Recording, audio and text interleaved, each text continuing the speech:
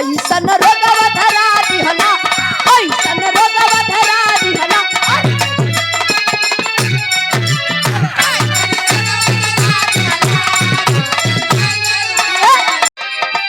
वाह वाह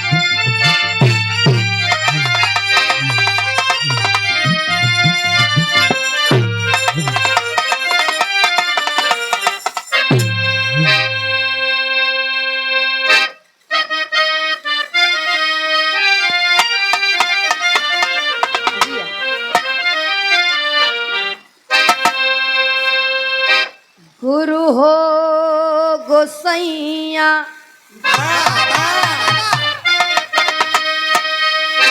पढ़ती बानी पैया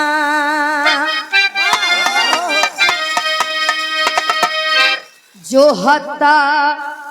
बीतत बा दिनवा राती हो हमरे नैया के क्यों ना खेवैया अरे परवा लगावा कन्हैया अरे जैसे मुरलिया के स्वर तू बजवला मीरा के जहर से अब तो ही बचवला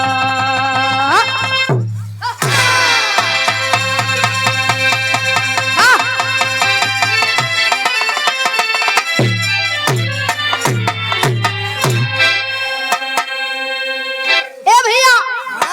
देखो समय बड़ा कम है और कम समय में बढ़िया काम करे के बाद यही से नाम हम एक एक जने का नाले 21 स्वर में जितना विरहा प्रेमी गार्जियन पिता तुल बुजुर्ग बाबू लोग पढ़े लिखे सज्जनों जवान साथियों साथी यूट्यूबर साथी भाई लोग और विरहा के बड़े ही धुलंधर कलाकार और एवं गायिका और हमारे बीच में बैठे सभी मुख्य अतिथिगण इस मंच के माध्यम से हम विरहा लोक गीत गायिका ए भैया बड़ी बढ़िया आप लोग गीत सुनला कहले ना के जख्मी एक बार जख्मी समाज बिरहा रहल त्रिभुवन गुरुजी बतौले ना कि एक बार जख्मी समाज बिरहा रहल अरे मर्दे नाचत नाचत हमारे मंचवा पे नहीं आ गई तू ये देखे जाला कि केकर कमर कैसे हिलेला हाँ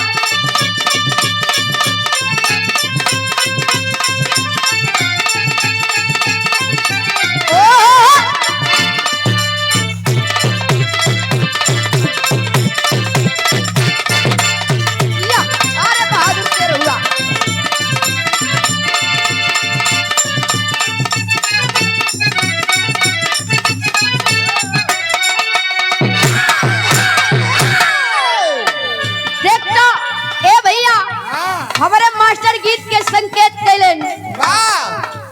कौनो लड़की का नया बियाह हो गई हे जंगबली गुरुजी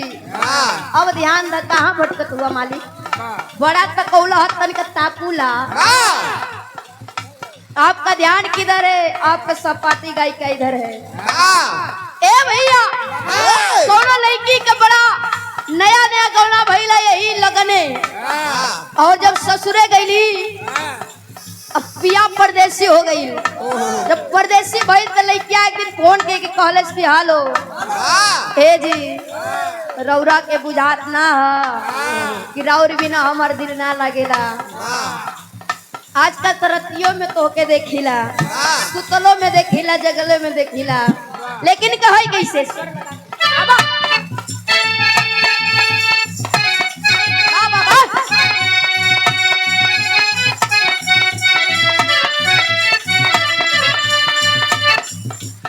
कहे कि ये राजा हो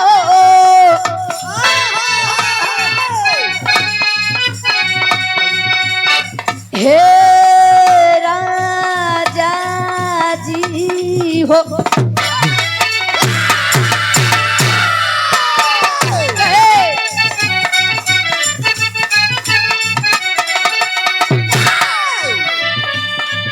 अरे सपना में तू आवेला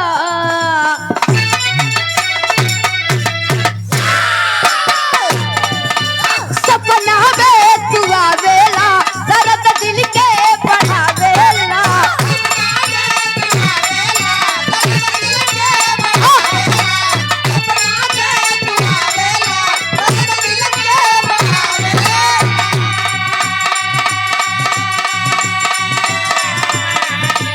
छोड़ के गइल करे जाहो हमरा के रोवावेला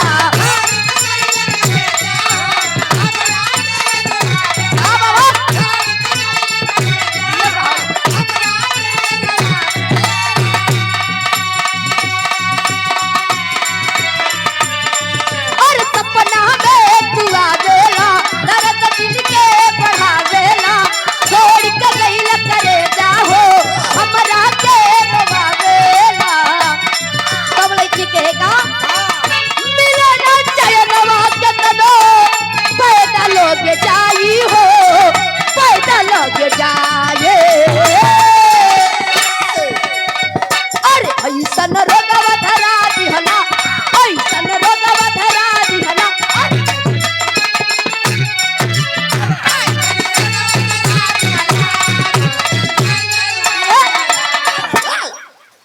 कहे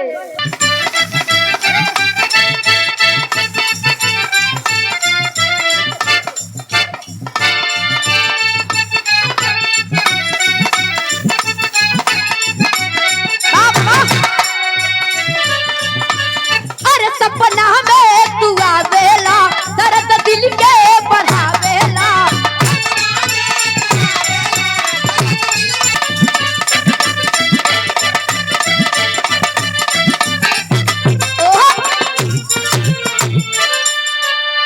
सखी पलमा सखी पलमा सखी पलमा कदर न जानेला पाली रे मरिया के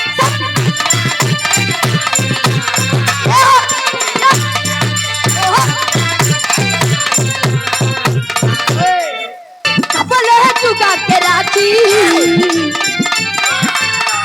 अरे कबल है चुका के राची हई तो माला सरिया के सखी पलमा कदर न जानेला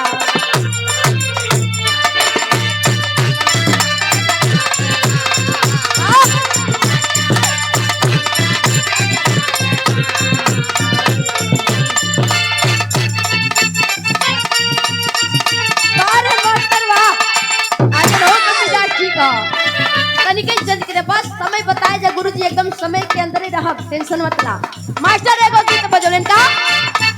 हाँ।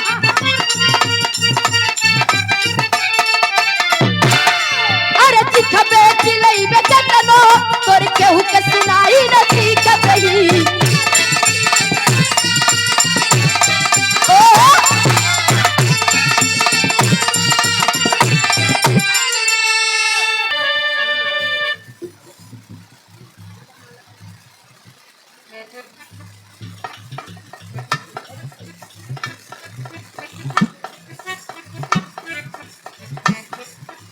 ये देखा विरहा की बड़ी सुंदर गायिका बड़ा ही कम समय में जहाँ तक विरहा वहां तक पहचान बनल मुस्कान चंचल हमारी बहन के तरफ से बड़ा सा आशीर्वाद प्यार दुलार कि पैसा ना ही प्यार ना हम ही बहन लोगन का प्यार हा भगवान करे और ये आज पहली मुलाकात है हमके लगल कि पहला मुलाकात बड़ा गहरा हो जाए बहनी भगवान करे कि आपकी गायकी में चांद चांद लगे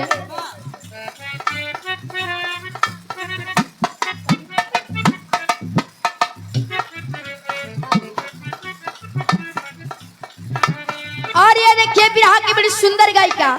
हमारी बड़की दीदी सावित्री बागी जी की तरफ से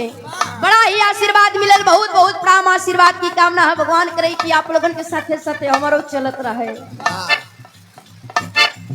अरे सपना में तू आ देला दर्द दिल के बढ़ा